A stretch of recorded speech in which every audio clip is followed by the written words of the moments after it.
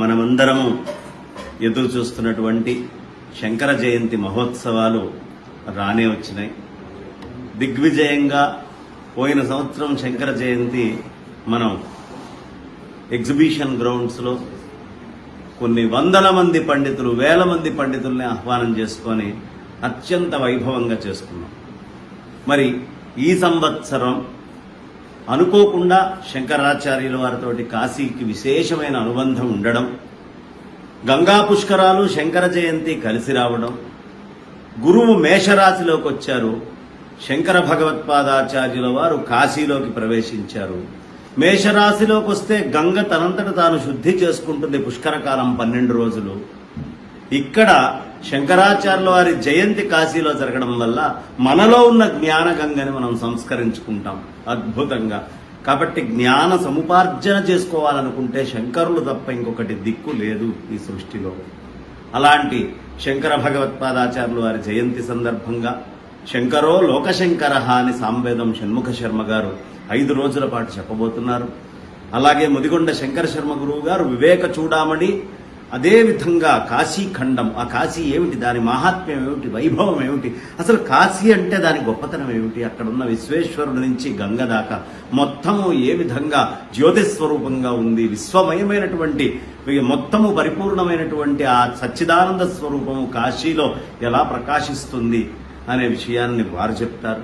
Doctor N Ananthalakshmi గారు సౌందర్య లహరి, ఇంకా అనేక అంశాల గురించి ఆ తల్లి వారు అద్భుతంగా బోధ చేస్తారు.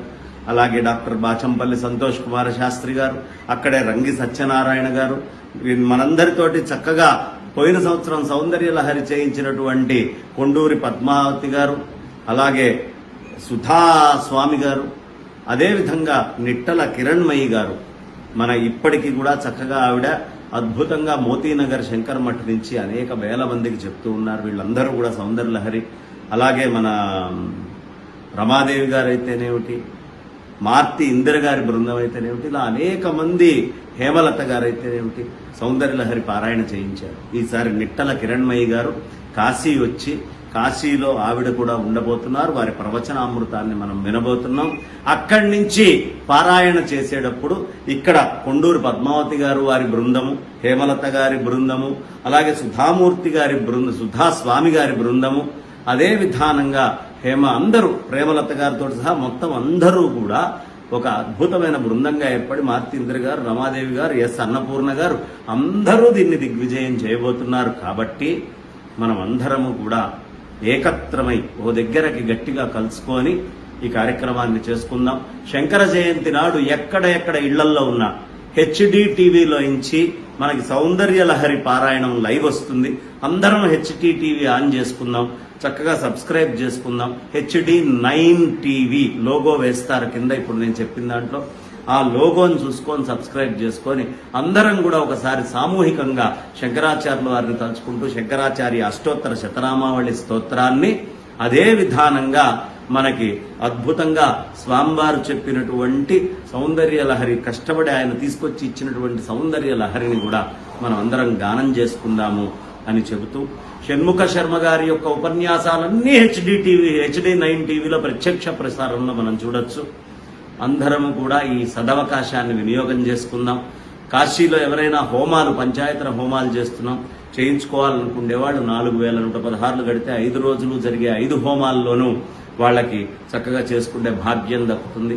అదే విధానంలో అన్నదానం కాశీలో చెయ్యాలి ఒక పూట అనుకునేవాళ్ళు 5000, అదే రోజు మొత్తము అయ్యేటటువంటి అన్నదానం ఖర్చులు అంటే 10,000 రూపాయలు. ఇలా 5 రోజుల పాటు వాళ్ళ శక్తిని కొలది అన్నదానాలు కూడా వాళ్ళు చేసుకోవచ్చు. దీంట్లో ఎక్కడ ఎవరు ఇండిపెండెంట్ వ్యక్తులకు ఇచ్చేది ఏది ఉండదు, అంతా కూడా తత్వం చారిటబుల్ ట్రస్ట్ లో నిర్వహించబడుతుంది. అలాగే ఆదిశంకరాచార్య భక్త సమాజం, ఈ రెండూ కలిసి 24 సంవత్సరాలుగా నిర్వహిస్తూ ఉన్నాం. ఇది మీ అందరికీ కూడా దాదాపు తెలిసిందే.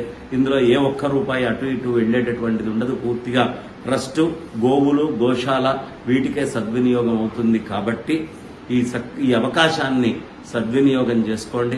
HD9 టీవీలో చక్కగా లైవ్ చూడండి. గంగ యొక్క మహాత్మ్యము, గంగా పుష్కరం జరిగేటప్పుడు మహాత్ములు అనేక విధాలుగా చెప్తారు. అట్లాగే రాచర్ల రవిచంద్ర గారి ఆధ్వర్యంలో అద్భుతంగా శతచండీ యాగం కూడా అక్కడ నిర్వహించబడుతుంది. శతచండీతో పాటు పంచాయతన హోమాలు కూడా మనం నిర్వహించుకుంటున్నాం కాబట్టి అందరము మనం ఓ దగ్గర ఉందాం. అదే విధానంగా మన శంకర్ గారు కూడా అక్కడ ఉండి ఆయన కూడా యజ్ఞయాగాదుల్లో ఉంటారు. అమరయ్య శాస్త్రి గారు కూర్చొని చేయిస్తారు. ఇలా అనేక మంది పండితులు, ఒకళ్ళిద్దరు కాదండి, అనేక మంది పండితుల యొక్క సముదాయంలో వాళ్ళ ప్రత్యక్ష పర్యవేక్షణలో అద్భుతంగా కాశీలో అస్సీఘాట్ దగ్గర నాగపూర్యా భవన్ లో 21 నుంచి 25 దాకా శంకర జయంతి మహోత్సవాలు. HD9 టీవీలో లైవ్ చూడండి. శంకర్ల యొక్క తత్వాన్ని ఎలా ఆస్వాదించగలరో అక్కడి నుంచి మహాత్ముల నుంచి వచ్చేదాన్ని గ్రహించండి, గ్రోలండి అని చెప్తూ నా వాణికి విరామాన్ని ఇస్తున్నాను. స్వస్తి.